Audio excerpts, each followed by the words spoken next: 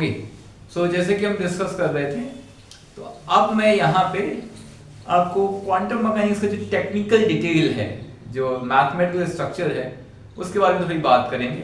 Book basically मैं follow कर रहा हूँ, ये वाली बुक जो है, ये बुक है अजय घटक एंड एस लोकनाथन, ठीक है, क्वांटम मैकेनिक्स की बुक है, ठीक है, ये 6th एडिशन है और ट्रिनिटी लक्ष्मी पब्लिकेशन की बुक है।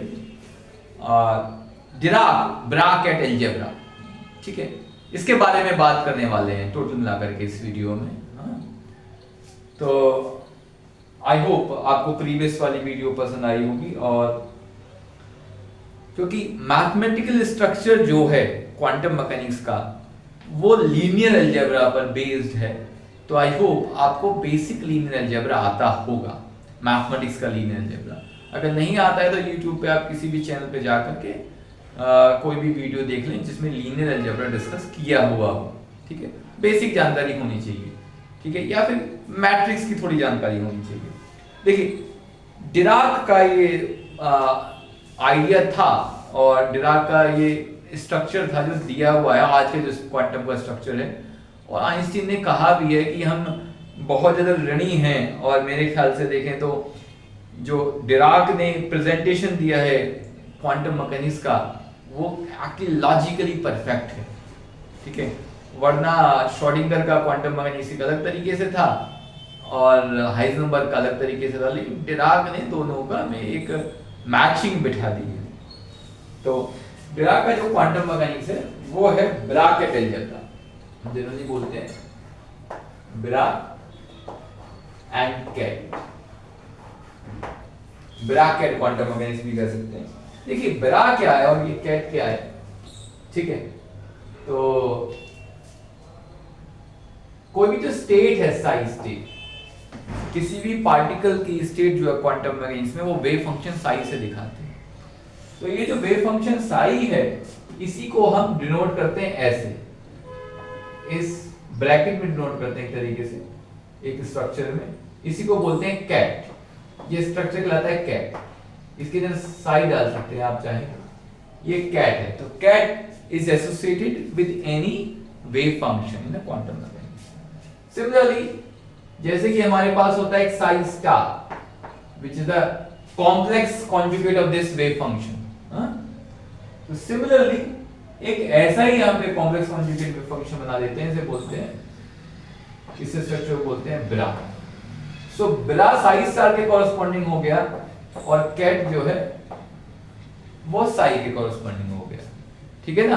अरे भाई इधर देखो, इधर लगे हुए फोन में, ठीक है, क्योंकि ये दोबारा से नहीं मिलेगा, ये अभी तो वीडियो के बहाने से सीख पा रहे हो, ठीक है। तो ये जो साई है इसे कैट में से शो करते हैं, और साई स्टार को ब्रा में से शो करते हैं, ब्राकेट।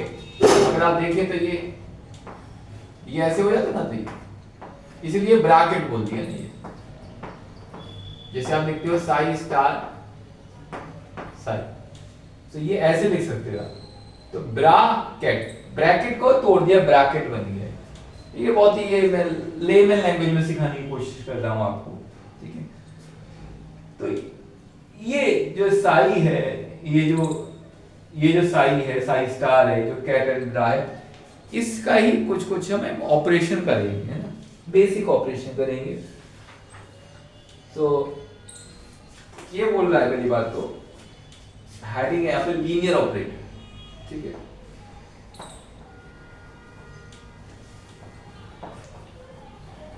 लीनियर ऑपरेटर, देखिए वेव क्वांटम मैकेनिक्स में जितने ऑपरेटर हैं सारे के सारे लीनियर ऑपरेटर है, ठीक है। लीनियर ऑपरेटर का मतलब क्या है, देखिए अगर कोई ऑपरेटर है, कोई ऑपरेटर मैट्रिक्स पे एक ऑपरेटर है, और वो किसी भी वेव फंक्शन पे अप्लाई हो रहा है, या फिर किसी भी कहते हैं कैट पे अप्लाई हो रहा है, ठीक है। मान लीजिए अल्फा एक ऑपरेटर है, उससे हमने कैट साइड पे अप्लाई कर दिया, और ऐसा करने के बाद में ये दूसरा बन गया कुछ और, यानी कि इसकी स्टेट चेंज हो गई, ये दूसरा कैट बन गया, ठीक है। तो ये ऑपरेटर लीनियर ऑपरेटर कहलाएगा। एक लीनियर ऑपरेटर क्या करता है, किसी भी एक कैट साई को एक दूसरे कैट साई में बदल सकता है, ठीक है। इसके अलावा ध्यान रखें कि ये ऑपरेटर जो लीनियर ऑपरेटर होना चाहिए। लीनियर ऑपरेटर का मतलब क्या है कि अगर आपने अल्फा प्लस बीटा लिखा होता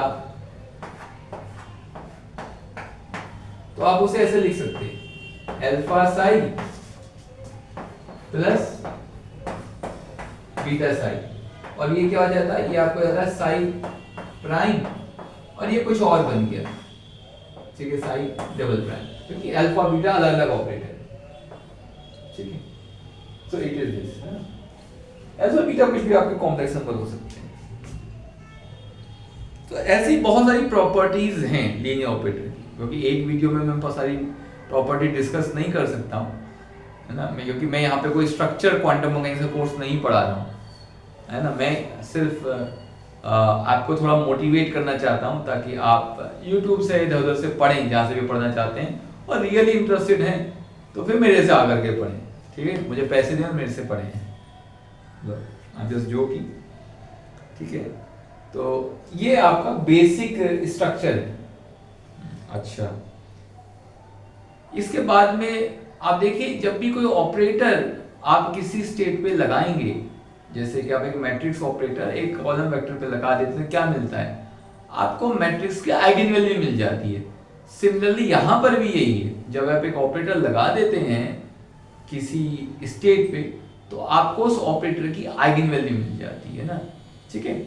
जैसे कि हैमिल्टनियन ऑपरेटर को हम लगा देते हैं, अगर हैमिल्टन ऑपरेटर को लगा दिया किस स्टेट पे साई पे, तो जब आइगन वैल्यू मिलेगी वो कहलाती है आइगन एनर्जी, ये एनर्जी का आइगन वैल्यू कहलाती है।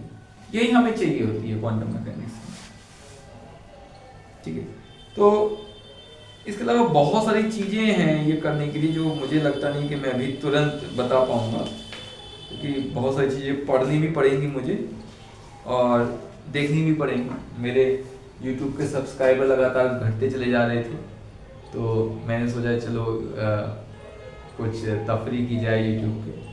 अब मैं ये शब्द इसलिए बोल रहा हूँ क्योंकि कुछ लोग बोल रहे हैं वही ना कि बोरिंग होती है, तो अब मुझे नहीं मालूम, तो नॉर्मल क्लास में मैं कुछ भी बात कर लेता हूँ ना, तो फिर मैं थोड़ी सी एक नॉर्मल बात भी कर रहा हूँ। अगर आपको ये अच्छी लगी होगी ना वीडियो, और आप कमेंट करेंगे या आप डालेंगे लिखेंगे, तो मैं फिर एक स्ट्रक्चर्ड कोर्स बनाने की कोशिश करूँगा, या और वीडियोस जिस टॉपिक पे आप कहें वो डालने की कोशिश करूँगा। अभी मेरे पास ना तो इतनी स्ट्रेंथ है ना ज़्यादा टाइम है डालने का। और अगर आपको बुरी लगी हो वीडियो, आपको अच्छी लगा तो आप कमेंट करें, मैं इसे हटा दूंगा वीडियो को, और आपको अगर अच्छी लग रही है तो आप बताएं और क्या कर सकते हैं वो भी डिस्कस करें। Thank you.